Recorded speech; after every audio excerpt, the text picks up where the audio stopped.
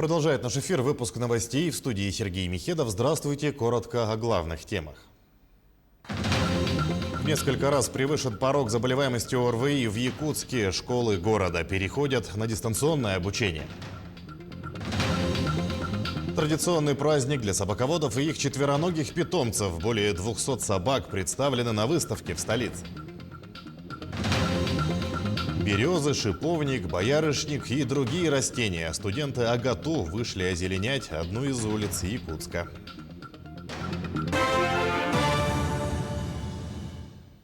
Карантин объявили в школах Якутска на 2 недели. Школы и организации дополнительного образования переведены на дистанционную форму обучения в связи с ростом заболеваемости ОРВИ.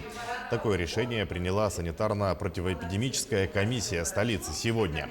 Таким образом, с 25 сентября по 8 октября временно приостановлен учебный процесс и внешкольные занятия с 1 по 11 классы во всех школах города. Получать знания ученики продолжат дистанционно. Отмечается, что показатель заболеваемости в Якутске превышает недельный эпидпорог более чем в 2,5 раза. За неделю ОРВИ заболели почти более 8 тысяч человек. Неблагоприятной остается обстановка и по коронавирусу. Только за последние сутки в Якутии заболели 197 человек, сообщает оперативный штаб. Из них в Якутске 118 случаев заболевания. В Вилюйском и Мегино-Кангаласском районах по 9, в Мирнинском 7, в Нерюнгринском 6, в Алданском, Ленском и Усть-Алданском по 4. Еще в 20 районах фиксируют от 1 до 3 новых заражений. За сутки лаборатории республики исследовали более 5000 проб на ковид.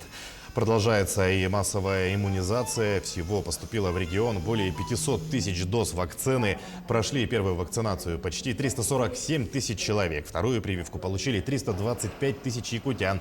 Ревакцинировано 10 тысяч человек. Таким образом, использовано более 70% от общего объема вакцины. К другим темам. Первый фестиваль туризма стартовал в Хангаласском районе. Туроператоры презентуют новые проекты по привлечению путешественников в республику, рассказывают об актуальных турпродуктах. Кроме того, на тематических площадках специалисты различных направлений демонстрируют национальные игры, посуду, проводят мастер-классы для гостей форума. В программе также палеонтологическая конференция, на которой бизнес и власть расскажут о перспективах палеонтологического туризма в Якутии и Хангаласском районе в частности. А в начале программы фестиваля Министерство предпринимательства, торговли и туризма республики подвело итоги работы за 3 года и обозначило цели на будущее. В частности, мы поговорим о палеотуризме, очень перспективном направлении, которое я лично очень поддерживаю. И буквально в прошлое воскресенье я тоже работала здесь, в Хангаласском районе, с детьми, которые как раз увлекаются палеонтологией и уже ходят в походы и делают свои первые открытия. Поэтому вот этот Discovery туризм и его профиль палеотуризм, я считаю, что это большое будущее для нашей республики. И я уверена, что вскоре Якутии заговорят и в этом аспекте тоже. Выйти за пределы спорта. В столице региона состоялся премьерный показ фильма итальянского ультрамарафонца Паоло Вентурини. Подробнее о фильме и премьере в материале Валерии Наумовой. В феврале 2019 года Паоло пробежал 39 километров при минус 52 градусов на полюсе холода в Аймиконском улусе, при этом установив мировой рекорд. К слову говоря, в Якутию он приезжал дважды: летом 2018 года для изучения маршрута и подготовки, и в 2019 году, собственно, чтобы пробежать марафон. В обоих случаях его сопровождала съемочная группа, которая сняла фильм «Monster Frozen». Документальный фильм о забеге в Якутии длится 57 минут. В нем рассказывается о 1,5 годах подготовки к марафону в самом холодном месте мира, а также о самом установлении рекорда.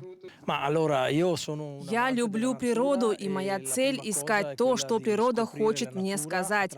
Например, я могу лучше узнать себя, когда испытываю возможности своего организма. Таким образом, создавая этот фильм, я изучал себя, свое тело и при этом наблюдал красоту природы Якутии. Идея выходит за пределы спорта. Документальная картина в целом о Якутии, о людях, традициях, культуре. Но нынешний приезд Паулы и премьера картины несет в себе не только культурную цель, но и работу на перспективу. Для продвижения региона в мире он делает очень много, он очень много помогает. Специально для этого он привез с собой директора туристической компании «Евразийские путешествия» Пьетро Ди Фебо, который встретится с нашими предпринимателями, туристическими компаниями, на форуме предпринимателей примет участие. И мы надеемся, что развернется очень хорошее сотрудничество между Италией и Якутией. Они из региона Венето, а столица этого региона – Венеция, которую мы все знаем. Так что очень надеемся, что фильм поспособствует продвижению спорта, любителей бега и развитию туризма в двух странах. Паулу не ограничивается бегом, старается показать культуру, традиции народов стран, где он участвует в соревнованиях или проводит одиночные забеги. Фильм в скором будущем можно будет посмотреть в интернете и понять, что человек не знает предела своих способностей и, обладая подготовкой и мотивацией, может делать вещи, выходящие за границы принятого и описанного. Валерия Наумова, Георгий Георгиев, Якутск. Идем далее. В Якутске сегодня проходит выставка собак зооклубу «Любимец». Более 20 лет, 2 раза в год, весной и осенью, организация проводит такие выставки. На них представлено свыше 200 домашних любимцев, всего от 30 до 50 пород. Требования к конкурсу стандартное. У собаки должен быть правильный цвет глаз, она должна быть хорошо слажена, согласно породе. Кроме того, необходимо продемонстрировать уравновешенный темперамент. Всех четвероногих участников разделили на 8 групп, и в каждой из них свои победители.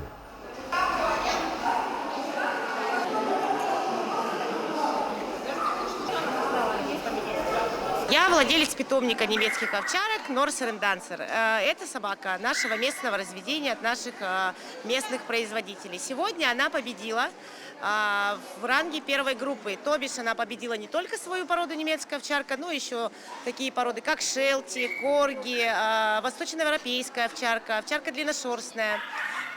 Стала сегодня как бы самая лучшая собака среди своей группы. Студенты Арктического государственного агротехнологического университета заняты озеленением улицы Петра Алексеева. Напротив здания скорой медицинской помощи трудятся несколько десятков молодых людей. Общая площадь благоустраиваемой территории более 500 квадратных метров. Соглашение об озеленении улиц Якутска подписали АГАТУ и благотворительный фонд развития региона «Синец-Парк». На территории вместе с мастерами производства трудятся студенты факультета лесного комплекса и землеустройства. Этот участок принадлежит управе строительного округа. Студенты высаживают березы, шиповник, боярышник и другие растения.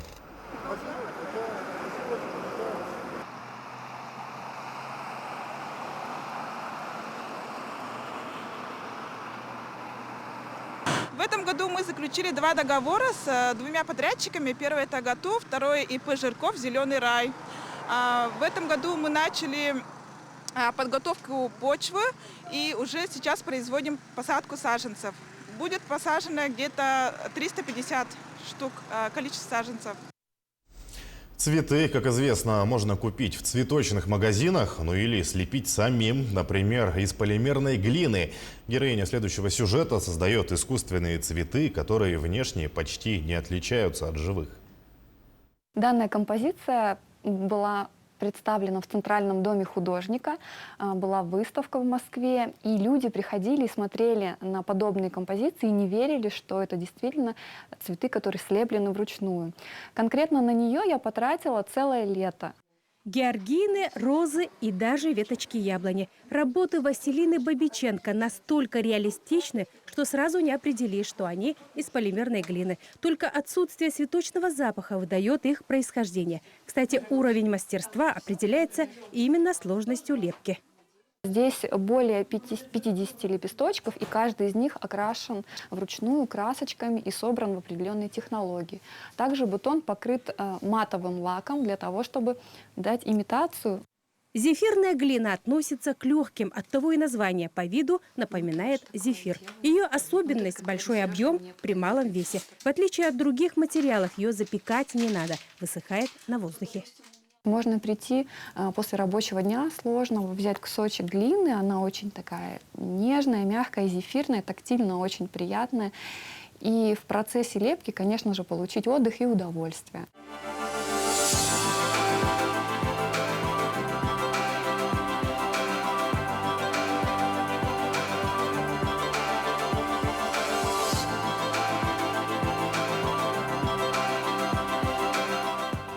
Лепка из полимерной глины – отличный способ сделать декоративные вещи своими руками на Новый год, Пасхе и другим праздникам. Главное – иметь богатую фантазию. Полимерной глиной и изделиями из нее можно декорировать, например, стол, дом. Если здесь осенняя тематика, то мы используем оранжевые, желтые, коричневые цвета. Когда собираемся на фотосессию, нам иногда нужно и сложно что-то найти. И мы можем сделать вполне, да, тыкву и прийти с ней пофотографироваться.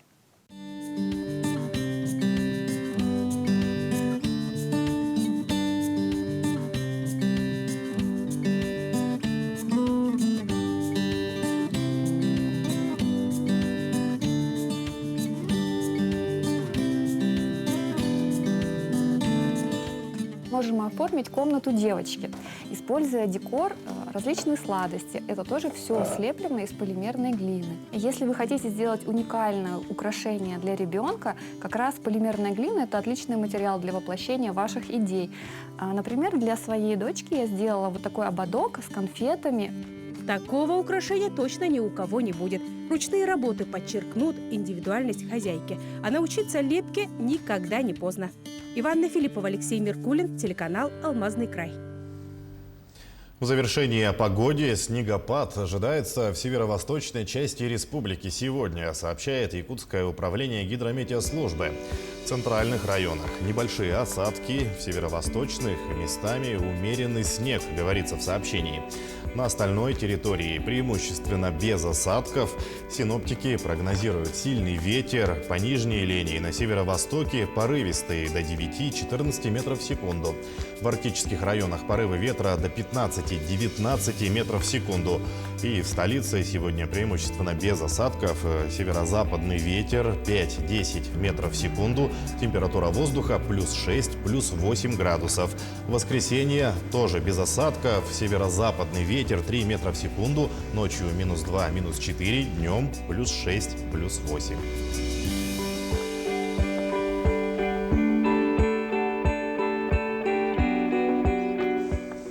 К этому часу это вся информация. Наши корреспонденты продолжают следить за развитием событий. Увидимся чуть позже.